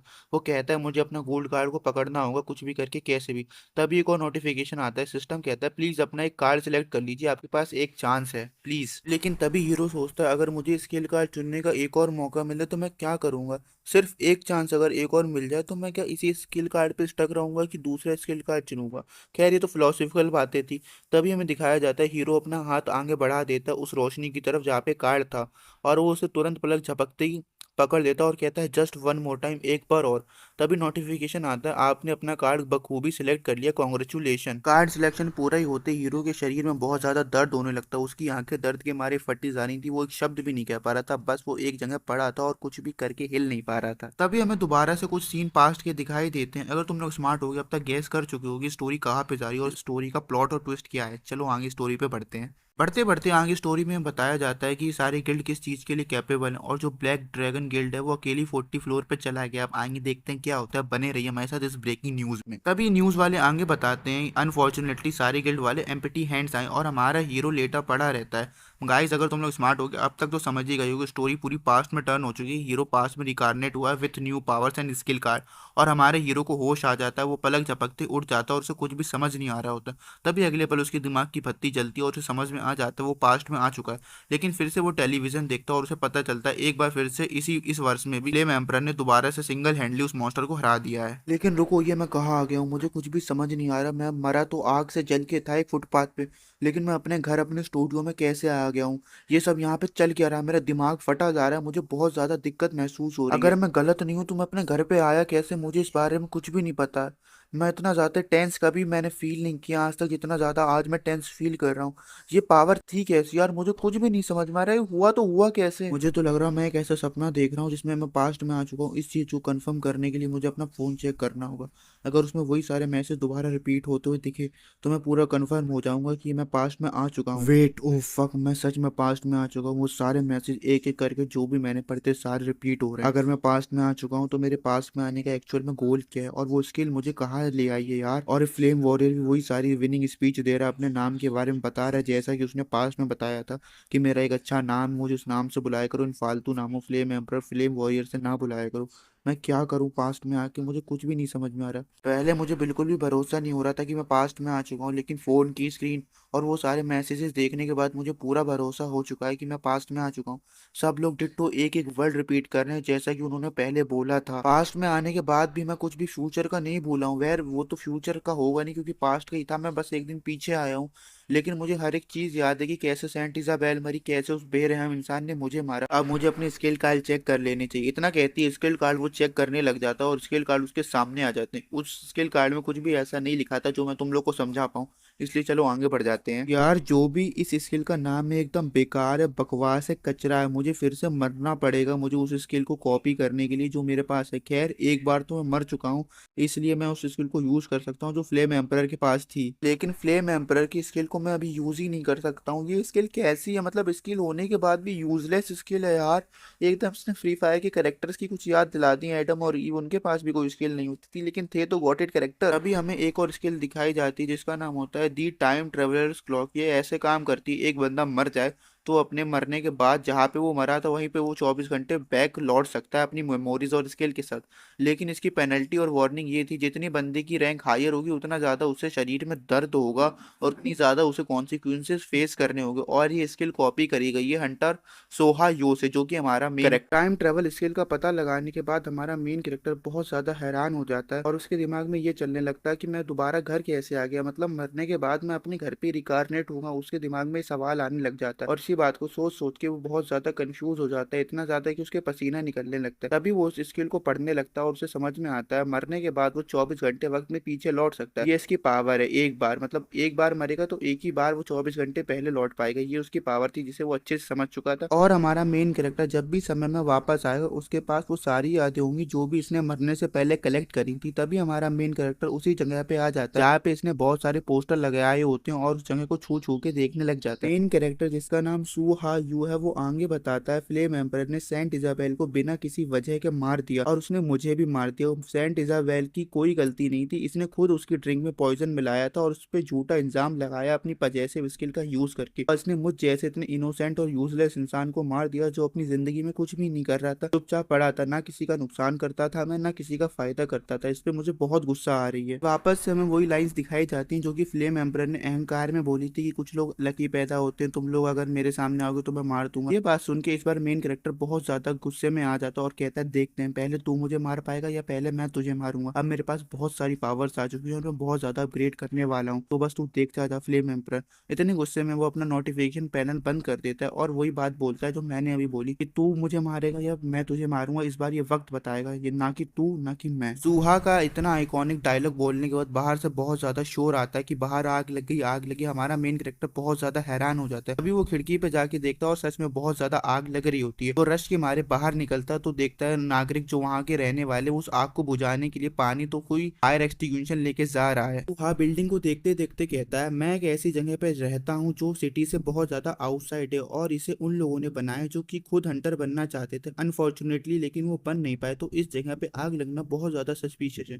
तभी वो देखता है बिल्डिंग की फर्स्ट फ्लोर पे बहुत ज्यादा भयंकर आग लगी होती है जो कि बुझ नहीं रही थी बहुत आसानी से। तो वह उसी बिल्डिंग की तरफ बहुत तेज भाग के जा रहा होता है। तभी एक बंदा उससे टाइम पूछ लेता है इस सिचुएशन में भी, और सुहा अपनी फोन की स्क्रीन देख के कहता है अभी 6:37 और मंडे आज का दिन है। वह आगे बताता है इस समय तक मैं पी के पड़ा रहता हूँ और ये आग शायद फ्लेम एम्पर ने लगाई है सेंट इजाबेल को मारने के बाद और मुझे मारने के बाद सारे सबूत मिटाने के लिए, और यहाँ के जो वाटर हंटर है उनका पानी भी पर्याप्त नहीं है इस आग को बुझाने के लिए। फ्लेम एम्पर की सच में स्किल बहुत ज्यादा डेडली है। सुहा आगे बताता है आग ज्यादा लगने की वजह से इस एरिया को अभी अंडरटेक किया गया है ब्लैक ड्रैगन गिल्ड के ऊपर, और उन्हीं में से उसकी एक मेंबर बोलती है प्लीज मेरे इंस्ट्रक्शंस को फॉलो कीजिए, आप लोगों के लिए बहुत अच्छा रहेगा। इसका नाम होता है which of the black dragon, इसकी रैंक 2 होती है और ये लीडर होती है ब्लैक ड्रैगन गिल्ड की। इतनी भयानक सिचुएशन को संभालने के लिए एक और हंटर वहां पे आ जाती है और कहती है मैंने आसपास के सभी एरिया खाली करवा दिए लेकिन मुझे एक टीम की जरूरत है अंदर चेक करने के लिए, कोई अंदर छुपा वगैरह तो नहीं है, कोई बेहोश वगैरह तो नहीं है। और तभी हमें बताया जाता है कि मास्टर अल्केमिस्ट गिल्ड की हंटर है जिसका रैंक 5 है। मौके पे वहां पे एक और हंटर आ जाता है जो कि गिल्ड पैलेडिन से था, रैंक 10 थी इसकी, जो कि गिल्ड लीडर था, कैरी सिक्योरिटी वगैरह मैनेज करता है। और वो कहता है तुम टेंशन मत लो, मैंने सभी बिल्डिंग चेक कर ली, कोई भी अंदर फंसा हुआ नहीं है। और तभी वो लड़की कहती थैंक गॉडेस, अच्छा हुआ कोई भी वहां पे फंसा हुआ नहीं, मैं बेफालतू में टेंशन ले रही थी। और इतने सारे हंटर्स का भी कोई फायदा नहीं था, आम पब्लिक इनके साथ पूरा कोऑपरेट कर रही थी लेकिन आग कम नहीं हो रही थी, कोई फायर एक्सटिंग्विशन डाल रहा था, कोई पानी डाल रहा था। लेकिन इस सीन को देख के ना मैं बहुत ज्यादा उदास हो जाता हूँ। मुझे लखनऊ वाला केस याद आ जाता है जहाँ पे 21 स्टूडेंट शहीद हो गए थे और हमारे फायर फाइटर्स वहाँ पे आ ही नहीं पाए थे। मतलब इस देश में ना यार कभी कभी ऐसी चीजें हो जाती हैं कि रहने का मन नहीं करता, लेकिन अब हम लोग तो कुछ इस चीज में कर नहीं सकते ना ब्रो। यार उस केस पे ना जाते हुए वापस स्टोरी पे आते हैं। हमारा मेन कैरेक्टर बहुत ज्यादा हैरान हो जाता है इस सिचुएशन में सेंट इजाबेल को ना देख के। नॉर्मली वो ऐसी नाजुक सिचुएशन पे सबसे पहले आ जाती है और बहुत ज्यादा सबकी मदद करती है, लेकिन इस बार ऐसा नहीं था। वहाँ की बात का जवाब देते हुए पैलाडिन वाला हंटर कहता है शायद सेंट इजाबेल फ्लेम एम्परर के साथ डेट पे गई है, वो अपना बहुत ज्यादा वक्त फ्लेम एम्परर के साथ बिताती इसीलिए वो शायद लेट हो गई। तभी हरे वालों वाली वाली हंटर कहती है मुझे वो फ्लेम एम्पर अच्छा नहीं लगता, वो मुझे बहुत ज्यादा अनकंफर्टेबल फील कराता है, आई डोंट लाइक हिम यार। उसका इतना कहती फ्लेम एम्पर वहां पे आ जाता है और फ्लेम एम्पर की इस बात से उम्र लंबी होती, हीरो को मारने में समय लगेगा फ्लेम एम्पर को यार, इस बात से साबित हो जाता है। एम्पर धीरे धीरे चल के आता और कहता मेरी बिना परमिशन के मेरी आंख से खेल कौन रहा है, और हमारा मेन कैरेक्टर सुहा उसे देख के बहुत ज्यादा गंदा एक्सप्रेशन बनाता है और कहता तू साले आ ही गया यहाँ पे। फ्लेम एम्पर के आती पैलाडिन वाला हंटर उसे ग्रीट करता है और फ्लेम एम्पर कहता है या मुझे तो आना ही था, मैं नहीं आता तो और कौन आता। टैन वाला हंटर आगे कहता है जैसा कि तुम देख सकते हो बिल्डिंग में आग लगी, तो मेरी मदद करो सबको यहाँ से बाहर ले जाने में। और फ्लेम एम्पर बड़ी बेशर्माई से कह देता क्या इसके बदले मुझे कुछ मिलेगा तो ही मैं हेल्प कर सकता हूँ, वैसे तो नहीं करूंगा मैं। इस बात को सुनकर सुहा को बहुत ज्यादा गुस्सा आती और वो कहता है क्रेजी साइकोपैथ ये कुछ एक्सपेक्ट कर रहा है हम लोगों से कि हम लोग इसे कुछ दें इस आग को बुझाने के लिए, जबकि ये आग खुद इसने लगाई, इसके चक्कर में ना जाने कितने बेजुबानों की जान चली गई और कितने लाचार मारे गए। सुहा आगे कहता पब्लिक उसे बहुत ज्यादा प्रेज करती है, पसंद करती है, उसकी हर एक अदा की दीवानी है, लेकिन मुझे इस पब्लिक के ओपिनियन से कोई फर्क नहीं पड़ता, आखिरकार उसका असली चेहरा तो मैं ही जानता हूँ वो कैसा इंसान और कैसा दिखता है। सुहा आगे बताता है इसकी कोई भी ओरिजिनल पर्सनैलिटी पब्लिक में जानता ही नहीं है कि कैसा इंसान है, इसने से कितने लोगों को मारा है। और तभी फ्लेम एम्पर कहता है ये चैरिटी वर्क तुम सभी हंटर संभाल लो, मैं निकलता हूँ, और कोई काम हो तो मुझे बता देना। सबको लगता है ये एक असली हीरो है, एक पूकी प्यारा हीरो, लेकिन ये ऐसा है नहीं, मैं ही जानता हूँ ये एक असल में मर्डर है जिसने मुझे और सेंट इजाबेल दोनों को रंगे हाथ मारा है, और अब इसे मुझे मारना होगा किसी भी कीमत पे, चाहे कुछ भी हो जाए। लेकिन सुहा उस बिल्डिंग की तरफ आगे बढ़ने लग जाता और एक बंदा उसे नोटिस कर लेता, वो पूछता है hey man where are you going, तुम क्यों जा रहे हो उस बिल्डिंग की तरफ। स्ट्रेंजर सुहा को रोकने की पूरी कोशिश करता और उससे कहता है उस बिल्डिंग के ज्यादा पास मत जा, तुझे खतरा है।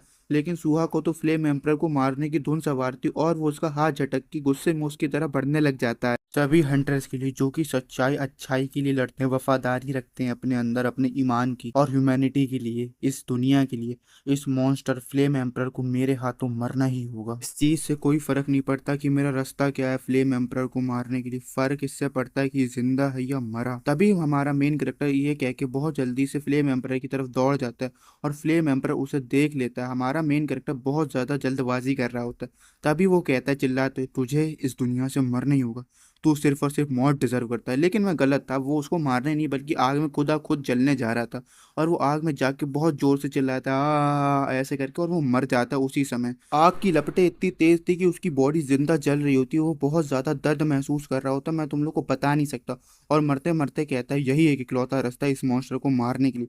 तभी हमें सिस्टम नोटिफिकेशन दिखाया जाता है, डिंग डिंग तुम मर चुके हो, कॉन्ग्रेचुलेशन। सिस्टम आगे बताता है तुम्हारी मरने की वजह से तुम 24 घंटे दोबारा वक्त में पीछे जा सकते हो, और हमारा मेन कैरेक्टर की आंखें वहीं खुलती हैं जहाँ पे पहले उसकी आंखें खुली थी, मतलब उसके बेडरूम में, और उसके सामने जो लैपटॉप रखा था उस पर वही पुरानी धुरानी न्यूज चल चुकी है जो कि 2 बार मैं रिपीट कर चुका हूँ तुम लोगों को। तभी उसके नोटिफिकेशन आता है और उसको बताया जाता है कि तुम एक F क्लास हंटर है, और ये देख हमारा मेन कैरेक्टर कहता है चलो कम से कम इसके लिए वर्क तो कर रही है प्रॉपरली। सिस्टम आगे बताता है इस बार तुम्हें कोई भी पेनल्टी नहीं लगेगी इस स्किल को यूज करने के लिए, और मेन कैरेक्टर कहता है ऑफ कोर्स मैं एक F क्लास हंटर हूँ, इतनी ज्यादा लो रैंक है मेरी, इसमें मुझे क्या ही पेनल्टी दे देगा सिस्टम, मैं उस पेनल्टी को झेलने लायक भी नहीं हुआ हूँ, अभी मेरी बॉडी बहुत कमजोर है, मैं अभी जिस कंडीशन में हूँ मेरे पास इतनी ताकत नहीं है कि मैं फ्लेम एम्पर को मार पाऊँ, इवन दो मेरी बॉडी और माइंड भी मेरा सपोर्ट नहीं करेगा। अगर मैं लकी रहा तो फ्लेम एम्पर को मैं अगर मार भी दूं तो उस बास्टर्ड या कमीने के पास जो भी कह लो उसे, उसके पास भी सेम स्किल है मेरी तरह, वो भी समय में वापस आ जाएगा क्योंकि ये स्किल उसी से कॉपी हुई है। गाइस अभी बहुत बड़ा खुलासा हो गया है, फ्लेम एम्पर के पास भी सेम स्किल है, आप शो में बहुत मजा आने वाला है आगे। मेन कैरेक्टर अपने मन में सोचता है मैं एक लो रैंक हंटर हूँ तो उसको हंट करने का मेरे पास सिर्फ एक ही रास्ता है, मैं अपने आप की जान अपने आप ही बार बार लेता रहूं जब तक मैं उसके जितना ताकतवर ना बन जाऊं। और इसने अपनी फर्स्ट स्किल कब अवेकन करी थी ये दिमाग में सवाल मेरे आ ही रहा है। तभी हमें इस मानवा में भी एक पॉडकास्ट दिखाई दिया जाता है जो कि बड़ा अच्छा लग रहा होता है देखने में। तभी ये मोहतरमा पूछती हैं सर आपने अपनी फर्स्ट स्किल कब एक्टिवेट करी थी। तभी फ्लेम एम्प्रस जवाब देता है शायद वो गर्मियों का समय चल रहा था, मैं 21 साल का हुआ ही था, लेकिन उस बात को तो 11 साल हो गए, ये इतनी पुरानी बात आपने पूछ ली। तभी वो मोहतरमा कहती हैं आपकी मेमोरी स्किल तो बहुत अच्छी है, आपको सब कुछ इतना साफ साफ सुथरा सुथरा याद कैसे रहता है यार। फ्लेम एम्प्रस जवाब देते हुए कहता है चाय का सिप पीते पीते ये इसलिए मुझे याद है क्योंकि ये मेरे जन्मदिन पे हुआ था, वो बहुत स्पेशल दिन है मेरे लिए इसलिए मुझे याद है। यार तुम तो ऐसे समझ ही सकती हो जन्मदिन कितनी बड़ी बात होती है, ऐसा कुछ नहीं है कि मेरी मेमोरी बहुत ज्यादा हाई है। तभी सीन हमारे मेन कैरेक्टर सुहा पे शिफ्ट हो जाता है और ऊपर लिख के आता 11th ईयर एगो जून 7, ये पता नहीं क्यों लिख के आ रहा है, लगता है टाइम ट्रेवल हुआ। मैं कंफर्म नहीं कह सकता कि टाइम ट्रेवल हुआ है कि नहीं है। तभी हमारा मेन कैरेक्टर कहता है अगर मेरी कैलकुलेशन सारी करेक्ट हैं तो मुझे इसको मारने के लिए 4050 दिन लगेंगे। जहां तक मैं सही हूँ, अगर इस कैलकुलेशन में एक भी गलती निकली तो मैं अपना सब कुछ गवा दूंगा, ना ह्यूमैनिटी स्टैब्लिश कर पाऊंगा और वापस से यूजलेस का टैग देने लगूंगा अपने आप को। सुहा फिर अपने आप को मारने का डिसीजन कर ही लेता है और अपने आप को ये कह के मोटिवेट करता है टोक्यो रिवेंजर में, ताकि मीची सिर्फ और सिर्फ अपने प्यार को बचाने के लिए मर गया था, मुझे तो सिर्फ और सिर्फ ह्यूमैनिटी बचानी हो, वो भी 4050 बार मर के, और कुछ नहीं। मरते मरते सुहा ये भी कहता है फ्लेम एम्परर की टाइम ट्रेवल वाली स्किल अवेकन होने से पहले मुझे उसे मारना होगा। और तभी सिस्टम को नोटिफिकेशन आता है काली स्क्रीन पे लिख के यू हैव डाइड, तुम मर चुके हो। और फिर से वो उसी जगह पे अपनी नींद खोलता है जहाँ पे उसने पहले खोली थी, मतलब कि अपने स्टूडियो पे।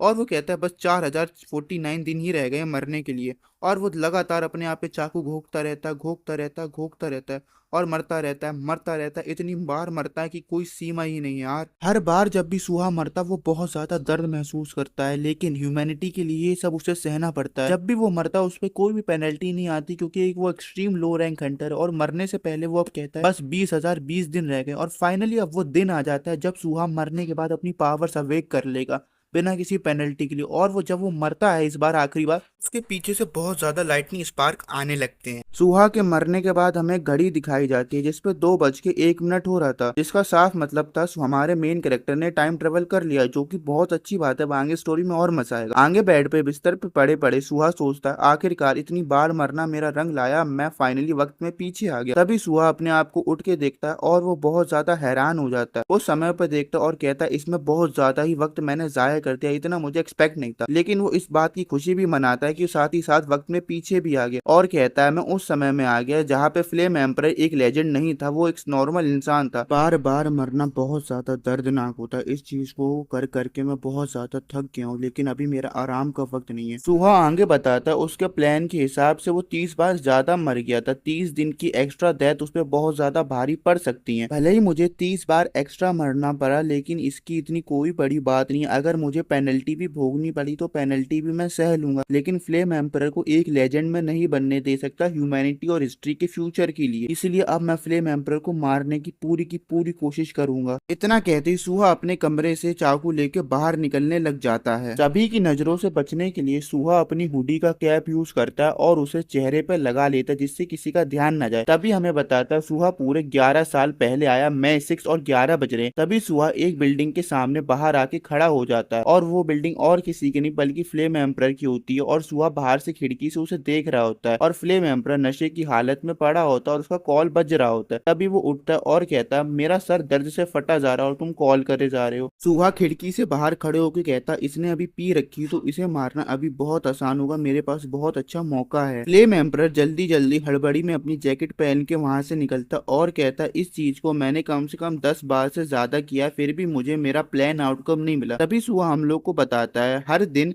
नाइट में ये काम करता है और ये उस स्टूडियो अपार्टमेंट में उठता है इस बिल्डिंग की जो स्पेशली डिजाइन किया गया एफ क्लास हंटर्स के लिए, जिसमें मैं रहता था पहले। आगे फ्लेम एम्परर कहता आज मुझे काम पे जल्दी जाना पड़ेगा, चलो अब काम पे चलते हैं। और सुहा गुस्से में बोलता है ये चूतिया काम भी करता है। फिर हमें घड़ी में टाइम दिखाया जाता है जिसमें पूरे 3 बज चुके थे। ये हंटर्स के लिए हंटिंग का टाइम होता है पूरे उस टावर में। आगे फ्लेम एम्परर टावर में एंटर कर जाता है और वो अभी सेकंड फ्लोर पे होता है जहाँ पे वो ग्राउंड लेवल्स के मॉन्स्टर को हंट कर रहा होता है जिन्हें स्लाइम्स कहते हैं। ये एफ क्लास हंटर से ज्यादा कमजोर होती हैं। फ्लेम एम्परर गुस्से में कहता है हर दिन इन स्लाइम्स को मार मार के मैं बहुत ज्यादा थक गया हूँ, इन्हें मारना बहुत ज्यादा बोरिंग होता है, इनसे कुछ भी मैं एक्सट्रैक्ट भी नहीं कर पाता हूँ, एकदम बकवास है। फ्लेम एम्परर आगे चिल्ला के कहता व्हाट दी हेल, ये सब क्या चल रहा है, मैं कब ऐसी जिंदगी जीऊंगा जैसी ब्लेड सेंट जीता, उसके जैसा महान मैं कब तक बन पाऊंगा। सुहा बड़े अच्छे से फ्लेम एम्परर को ऑब्जर्व करता है और कहता है सिर्फ और सिर्फ ये 21 साल का है और टिपिकल 4 क्लास हंटर है जो कि एक चांस का वेट कर रहा है अपनी लाइफ को पूरी तरीके से चेंज करने के लिए। फ्लेम एम्परर स्लाइम को मार मार के बहुत ज्यादा इरिटेट होता है और उनको पकड़ के दबोचते हुए कहता क्या मुझे कोई लॉटरी या स्किल कार्ड नहीं मिल सकता जो कि एस लेवल का हो, ये सारे बहुत ही ज्यादा वीक है। सुहा वहीं पे खड़े खड़े सोच रहा होता है जिस हिसाब से सिचुएशन चल रही है मैं फ्लेम एम्परर को काफी आसानी से ठिकाने लगा सकता हूँ, लेकिन उसका ध्यान नीचे नहीं था और एक स्लाइम उसके बहुत ज्यादा करीब आ रही होती है। पलक झपकते ही वो स्लाइम एकदम सुहा के ऊपर कूद जाती और सुहा उसे एक झटके में काट देता और कहता अगर तू मुझ पे फ्यूचर पे अटैक करती तो तू मुझे पक्का मार देती, लेकिन ये पास्ट है। और उसका सर बहुत ज्यादा गंदा हो जाता है, इसलिए वो उसे पूछने की कोशिश कर रहा होता है। और तभी हमें दिखाया जाता है घड़ी में 5:31 हो चुके हैं शाम के। फिर हमें फ्लेम एम्परर दिखाया जाता है जो कि कहता है मुझे 6th फ्लोर पे ले चलो टावर से। और सुहा बताता है फ्लेम एम्परर इस कंक्लूजन पे पहुंचा कि सिर्फ और सिर्फ स्लाइम्स को हंट करना एकदम पॉइंटलेस है। तो वो उस एडवांस एरिया में चला गया जहाँ पे F क्लास हंटर्स को जाने की इजाजत नहीं है, लेकिन वो फिर भी वहां पे चला गया। जो भी हो, ये भले ही ये बुरा इंसान हो, लेकिन इसमें हिम्मत बहुत है। टावर की अचानक से आवाज आती और वो कहता है हम तुमको 6th फ्लोर पे सीधे टेलीपोर्ट करें, आशा करते हैं तुम्हारी हंटिंग अच्छी जाए। फ्लेम एम्परर एकदम सही समय पे टावर के फ्लोर नंबर 6 पे आ जाता है और सुहा कहता है पूरे 36 मिनट के लिए मैं और तू एकदम अकेले, मेरे पास अभी पूरा मौका है इसे पूरे अच्छे तरीके से ठिकाने लगाने का। तभी सुहा अपनी पहली चाल चल देता और पीछे से एक्सक्यूज मी उसे बुलाने की कोशिश करता है। फ्लेम एम्परर को पीछे से आवाज आती है मिस्टर हंटर प्लीज सुनिए, और फ्लेम एम्परर रिस्पॉन्ड करता हाँ बोलो। सुहा स्लाइम की वजह से ऐसा लग रहा था मानो उसने खून की होलियां खेली और वो कह रहा था क्या तुम प्लीज मेरी मदद कर सकते हो, मुझ पे वुल्फ्स ने अटैक कर दिया था, तुम्हारे पास कोई पोशंस वगैरह हैं जो मुझे हील कर सके, मुझे बहुत ज्यादा जरूरत है। सुहा की मॉन्स्टर से फाइट की बात सुन के फ्लेम एम्परर उसकी मदद करने की जगह उस पर भड़क जाता और कहता मेरे अलावा यहाँ पे कोई और हंटर भी हंट कर रहा था, मेरी रैंक्स कम हो जाएंगी, व्हाट द हेल, सब क्या चल रहा है, चलो तुम लड़ रहे थे लेकिन उससे मुझे कोई लेना देना नहीं है। सुहा उस फ्लेम एम्परर से दोबारा मदद के लिए पूछता है क्या मुझे तुम प्लीज थोड़ा सा पोशन दे सकते हो, लेकिन फ्लेम एम्परर उसे अपनी सुनाने लगता, कहता आज का हंट पूरा लॉस में रहा यार, मैं अपने सपने में भी नहीं सोच सकता था कि मेरा हंट कितना बुरा जाएगा, आज मैंने एक दिन की भी कमाई नहीं कर पाया एक भी मॉन्स्टर को मार के, मैं ये सोच के ऊपर आया था कि ऊपर अच्छे मॉन्स्टर्स मिलेंगे, लेकिन यहाँ पे कोई भी मॉन्स्टर नहीं है बल्कि तुम और मुझे मिल गए, उन स्लाइम्स को मार के मुझे कुछ भी प्रीसियस नहीं मिला यार। फ्लेम एम्परर को फिर पोर्शन वाली बात याद आ जाती है और वो सुहा से कहता है तुम उसके बदले में मुझे कितने पैसे दे सकते हो, और सुहा ये बात सुन के बहुत ज्यादा हैरान होता है और कहता है एक्सक्यूज मी, मैं तुमसे हेल्प मांग रहा हूँ, तुम्हें तो मेरी हेल्प करनी चाहिए हंटर होने के नाते। लेकिन फ्लेम एम्परर इतने से नहीं मानता है, वो हाथापाई पे उतर आता है और कहता how much are you willing to pay for the portion, तुम्हारी कितनी औकात है पोर्शन के लिए पैसे देने के लिए, और उसको डराने धमकाने लगता है छड़ी से। सुहा बहुत ज्यादा डर जाता है और वो कुछ भी नहीं कहता, बस हकलाता रह जाता है। फ्लेम एम्परर बहुत ज्यादा रूडली उससे कहता है मेरा आज का पूरा हंट बेकार हो गया तुम्हारी आंखों के सामने, और तुम मुझसे ये उम्मीद कर रहे हो कि मैं तुम्हें इतना महंगा $1 million का पोर्शन एकदम फ्री में दे दूं, इतना बेवकूफ तो हूं मैं नहीं,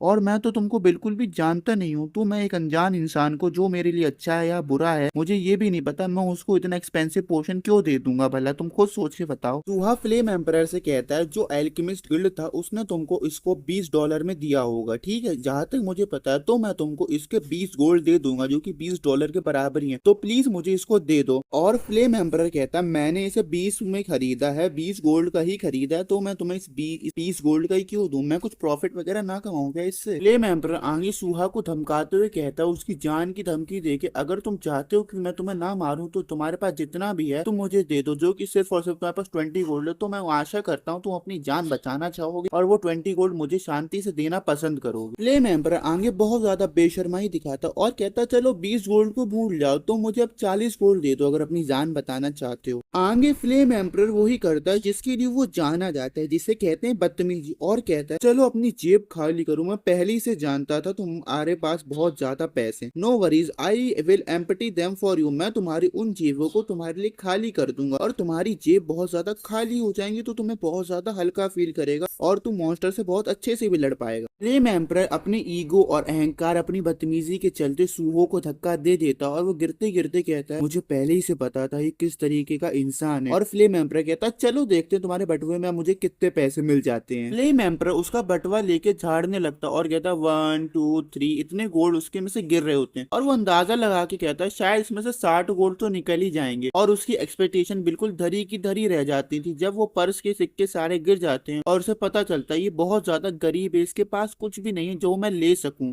एम्परर फिर उसी तरीके से उसके बाल पकड़ लेता जिस तरीके से बचपन में टीचर तुम्हारे बाल पकड़ लेती थी, और सुहो भी उसी तरीके से जवाब देता जिस तरीके से तुम बचपन में कहते थे टीचर मैं कॉपी भूल गया, लेकिन सुहो यहाँ कहता बस मेरे पास इतने ही पैसे थे यार अब, और इससे ज्यादा मैं तुमको नहीं दे सकता हूँ। फ्लेम एम्परर बहुत ज्यादा डेडली हंसी के साथ कहता जो कि बहुत बेकार लग रही होती, डोंट वरी मैं इसका बहुत अच्छे से यूज करूंगा तुम्हारे लिए, इस हंसी को देख के सूहा को वो फ्यूचर वाली हरकतें सारी याद आ जाती हैं जो फ्लेम एम्परर ने की होती हैं उसके साथ और सेंट इजाबेल के साथ। बहुत ज्यादा बेशर्माई और बेरहमी के साथ दोनों को वो मार देता था। भी मेन कैरेक्टर को ज्यादा हिम्मत करने के बाद पूछता है, यार मुझे वो पोशन तो दे दो जिससे मैं अपने आप को हील कर पाऊं। मैंने तुम्हें पैसे तो दे ही दिए या तुमने जबरदस्ती ले लिया, जो भी कहो। वो आगे से कहता है, मुझे पता था तुम इस बारे में पूछोगे, और तभी वो अपने हाथ में एक एरो निकाल लेता है, उसमें पावर भरने लग जाता है। सूहा आगे कहता है कि अगर मैंने तुम्हें जिंदा छोड़ दिया और अपना रिवेंज नहीं लिया तो तुम और मुझे और सेंट इजाबेल दोनों को मार दोगे। मैं एक ऐसा इंसान हूँ जो कि रिग्रेट्स के बिना जीना पसंद करता हूँ, और वैसे भी तुमने मेरा चेहरा तो देख ही लिया है और अब मैं इस चीज में कुछ कर भी नहीं सकता हूँ।